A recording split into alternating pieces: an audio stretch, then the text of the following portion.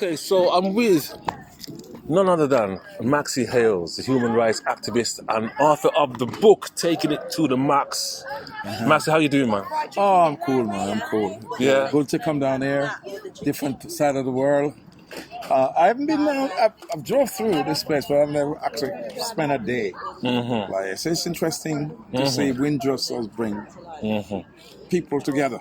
Yeah, it's a nice turnout. I always think that kind of Windrush Day is in its infancy. We've only had it for a few years, isn't it, since it was declared? Yeah. And so I think that over the next few years, things are going to change, and we're going to see more and more activities on a day and during this type of celebration. Yeah.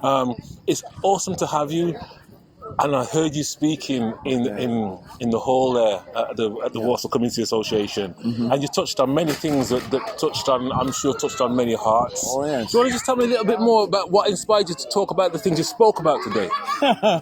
Well, my remit was they'd like me to talk about my story, which I did, and they wanted me also to talk about how I cope since I arrived here at age 16, 12 years after Windrush. And that's what I did.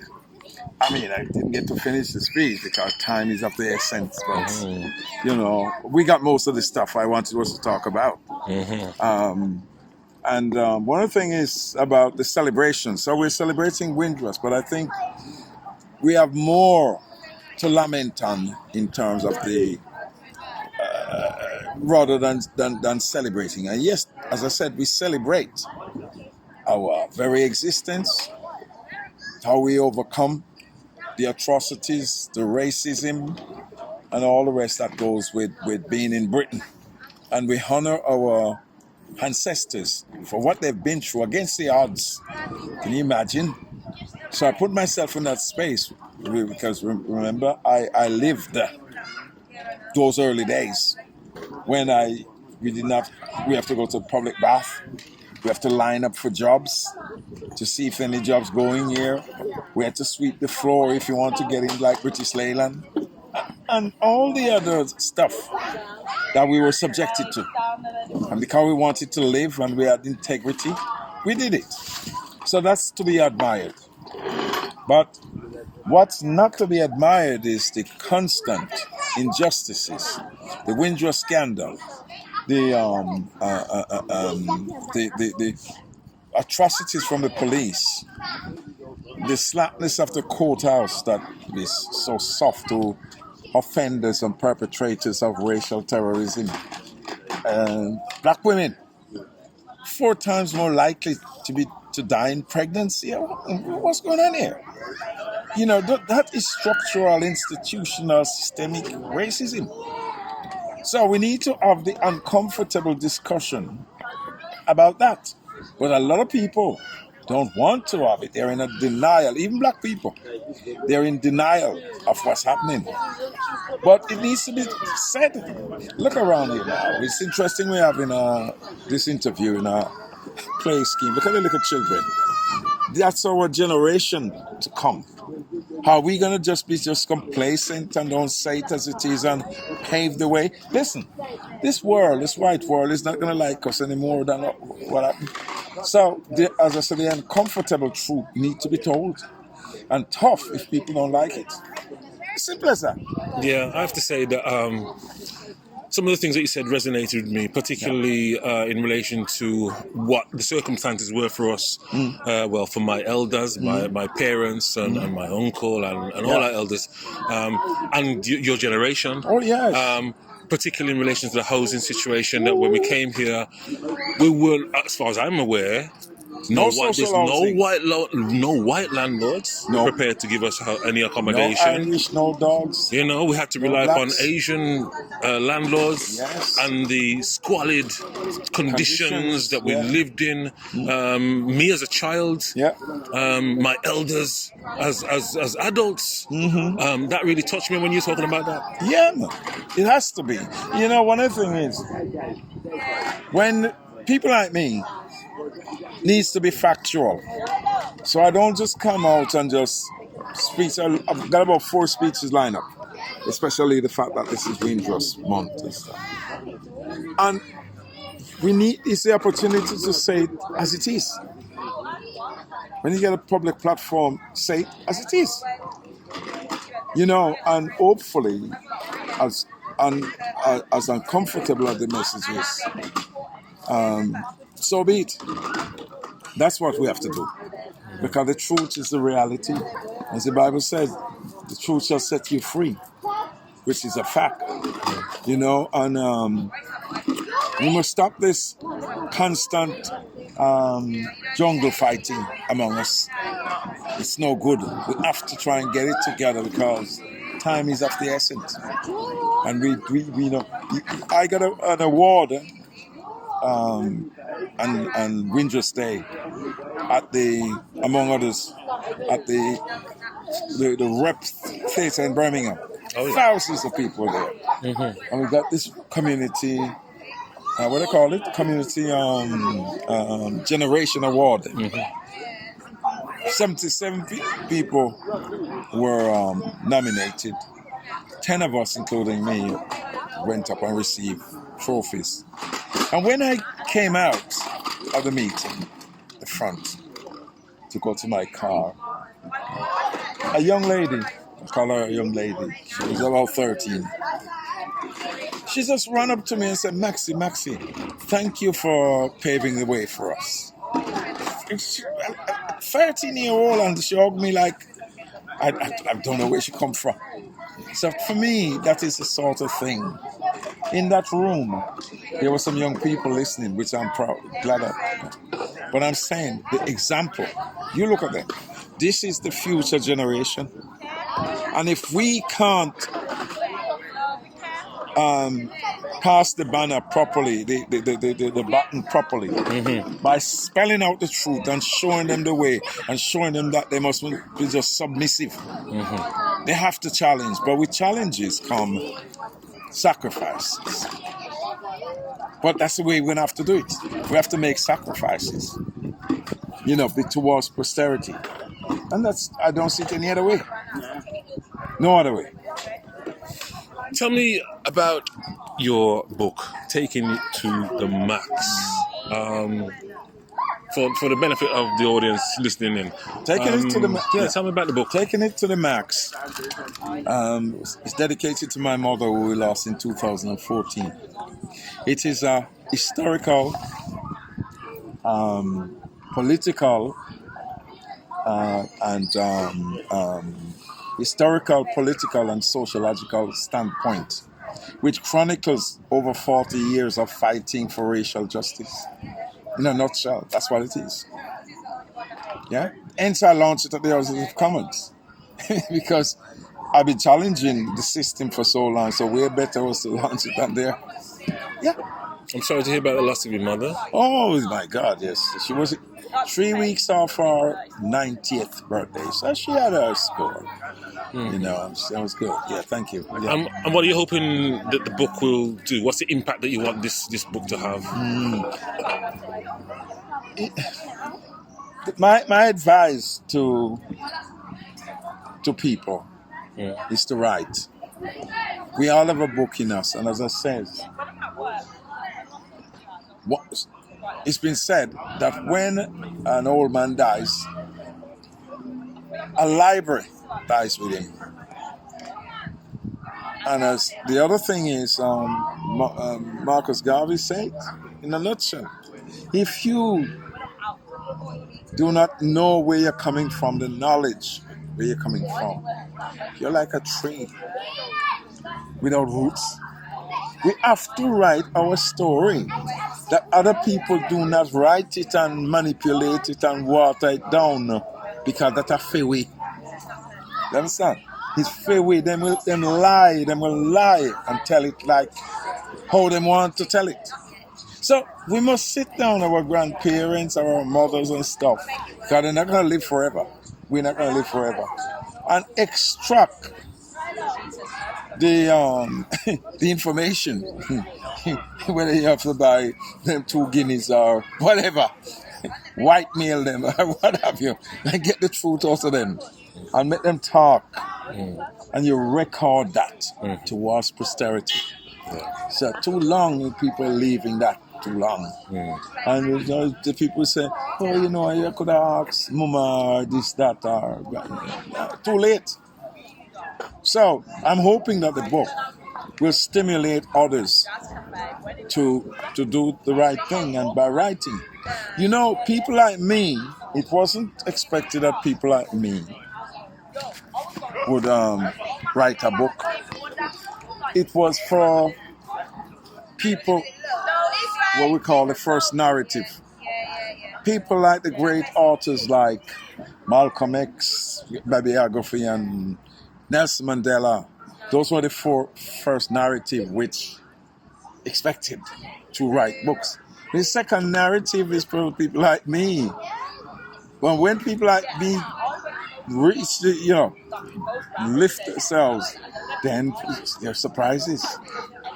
But the second narrative is about people who aren't as famous as those people. You get it? Yeah. So we need to step up. It's like kicking down the doors, the unexpected sort of reality. Yeah.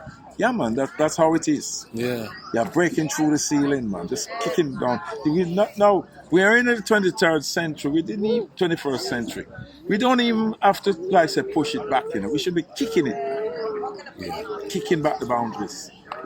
That's what it's all about. And don't be afraid.